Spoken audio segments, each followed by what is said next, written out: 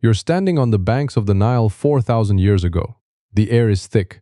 The heat is a physical wall, and your skin is crawling because thousands of microscopic parasites are actively tunneling into your scalp. And here's what's actually happening. You aren't shaving your head for fashion, beauty, or religious purity. You're doing it because your hair is a biological death trap. Before we descend into the mud, tell me in the comments, would you survive a single week along the ancient Nile without modern antibiotics? Let's find out. Let's go back even further. Because the Nile Valley wasn't a pristine paradise. It was a hyper-fertile, hyper-congested wetland ecosystem. Where human populations dense up next to stagnant water, nature sends an army. Head lice, body lice, and flesh-burrowing fleas rule the old kingdom. If you let your hair grow, you were donating your body to a thriving colony of parasites that carried typhus and caused relentless, mad-inducing infections. The response from regular ancient humans wasn't a casual haircut. It was total, uncompromising eradication. They didn't just trim their locks, they took bronze and copper blades, scraped every single scrap of terminal hair from their skulls, their faces, and their bodies until they were perfectly smooth. The priests went a step further, shearing their entire forms every 2 days. The famous, elaborate wigs you see in museum exhibits weren't a sign of vanity. They were high-engineered, detachable barriers made of woven human hair or animal wool. These structures allowed heat to escape from the bald scalp while acting as a literal shield against the sun. If lice infested the wig, you didn't have to scrape your raw skin again. You simply threw the entire wig into boiling water or tossed it into the fire. It was modular hygiene, not because they hated hair, not because they loved the sun, because the alternative was a slow, agonizing infestation. We get hot, we get desperate, we strip the hair from our flesh, and then we spend the rest of history pretending it was all just a grand fashion statement. But here's what happened 4,000 years ago that suddenly accelerated human survival along the marshlands. If you managed to scrape every trace of hair from your skull, the environment didn't stop attacking. The river itself was a breeding ground for pathogenic bacteria, and the annual flooding brought a seasonal plague of marsh flies that carried Chlamydia trachomatis, the bacteria responsible for painful, blinding trachoma. If you walked out into the sun unprotected, a single fly landing on your eyelid could cost you your sight within years. This is where the iconic, heavy black eyeliner called kohl transitions from an aesthetic choice into a highly sophisticated piece of biochemical engineering. For over a century, modern historians assumed this heavy eye paint was just a dramatic cosmic style or a simple glare reducer like the grease paint worn by modern athletes. But a breakthrough analytical chemistry study conducted by lead chemists Philippe Walter and Christian Amator at the French National Center for Scientific Research completely shattered that assumption. They analyzed 52 cosmetic pots recovered from ancient tombs preserved in the Louvre Museum. What they discovered blew the doors off our understanding of ancient medicine. The ancient Egyptians were intentionally synthesizing 2 chemical compounds that do not occur naturally anywhere in the wild: laurionite and fosgianite. Manufacturing these specific lead chlorides required an intricate, multi-step chemical process involving the deliberate multi-week stewing of lead oxide, rock salt, and water. It was true synthetic chemistry practiced thousands of years before the Industrial Revolution. The researchers found that when these microscopic lead compounds came into contact with human skin, they didn't poison the user. Instead, they intentionally triggered a massive 240% boost in the body's production of nitric oxide.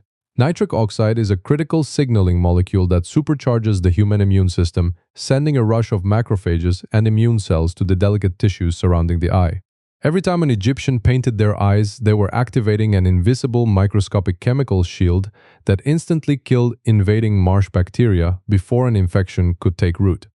If this hidden look into the ancient world is shifting your perspective, smash the like button and subscribe right now so we can keep mapping the hidden systems of history together.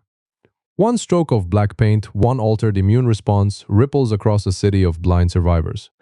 Let's zoom out and look at the sheer biological desperation of daily domestic life. The defensive warfare wasn't confined to the surface of the skin or the rims of the eyes. It crept deep inside the home, mutating into the most intimate choices of survival. Managing a population along a volatile river valley required keeping a strict handle on reproduction and family size, especially when infant mortality was staggering. To manage this, the ancient medical texts known as the Kahun Papyrus and the Ebers Papyrus contain recipes that sound entirely insane, if not deeply repulsive, to the modern ear. Women were instructed to create vaginal suppositories using a base of crushed crocodile feces mixed thoroughly with fermented oat paste and honey. For generations, this was cited by textbook authors as the ultimate proof that ancient medicine was nothing more than primitive, superstitious witchcraft. But when modern gynecological researchers actually put these exact ingredients under a microscope to test their chemical properties, the laughter stopped. Crocodile dung is naturally highly alkaline. When introduced into the human body, it violently alters the local pH balance, transforming the vaginal environment into an aggressively hostile acidic barrier that effectively neutralizes sperm on contact. The fermented paste and sticky honey acted as a natural physical viscous block, creating a crude but functionally operational barrier method. They weren't casting magic spells in the dark. They looked at waste, they found chemistry, they built a wall against nature, and they kept moving forward. Let's zoom out one final time to look at the invisible cost of the food that built the pyramids. Even if you survived the parasites, escaped the blindness, and managed your household through extreme chemistry, your daily bread was actively destroying you from the inside out. Regular citizens and heavy laborers didn't live on fine wines and prime cuts of meat. They survived on a heavy diet of coarse beer and dense bread made from unrefined emmer wheat. The true horror of this diet was recently laid bare by new osteological and paleopathology data published in the Journal of Egyptian Archaeology. When archaeologists examined the skeletal remains of workers from newly excavated Nile settlements, they found a universal, systemic nightmare. Their teeth were completely destroyed, not from cavities or refined sugars, but from mechanical attrition. The emmer wheat was harvested in open fields where intense, wind-blown desert sand mixed directly into the crop. To make matters worse, the grain was milled by hand using coarse stone querns, a process that shed thousands of tiny razor-sharp stone fragments directly into the flour. Every single loaf of bread baked in ancient Egypt was essentially a block of dense fiber loaded with microscopic glass and quartz shards. Every chew was a literal grinding down of the human skeleton. By the time an ordinary worker reached their late 20s, the protective enamel on their molars was entirely obliterated, exposing the raw pulsing nerve endings underneath. This led to massive chronic jaw abscesses, systemic blood poisoning, and a lifetime of unremitting dental agony that no amount of magic or beer could dull. By the way, if you want to go even deeper into the unspoken realities of ancient human survival, share this video with someone who thinks history is just dates and kings. 3 meals a day, 30 years of friction, and a nation built on the silent agony of exposed nerve endings. The honest answer is that civilization is not a glorious march of pure ideas. It is a desperate, bloody, hyper-engineered truce with the natural world. So when you look at those pristine hairless figures etched onto temple walls, don't see gods. See a terrified, brilliant animal shaving its skin, painting its eyes, and eating sand just to stay alive for one more sunrise.